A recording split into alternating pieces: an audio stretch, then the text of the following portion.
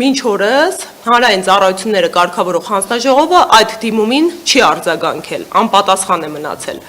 Հետևաբար մենք իդեմ մեր ձևով շարժման մեկնարկում ենք համապետական ստորագրահավաք հանրագրի տեսքով։ Հանրագիրը դա 2015 թվականի սահմանադրական բարեփոխումների արդյունքում ձեռք բերված հանրային վերահսկողության եւ հանրային հաշվետվողականության ժողովրդավար կարևորագույն ինստիտուտները կյանքի կոչող մեխանիզմ է, ինքը լավագույն բարեփոխումներից ու ներդրումներից էր մեր սահմանադրության մեջ, որի միջոցով քաղաքացիները կարողանում են իրենց վերաբերելի հարցերով, իրենց կյանքին առնչվող հարցերով պետական մարմիններին դիմումներ եւ պահանջներ ներկայացնել։ Հետևաբար այսօր մենք տալիս ենք այս ստորագրահավաքի մեկնարկը եւ արդյունքում կրկին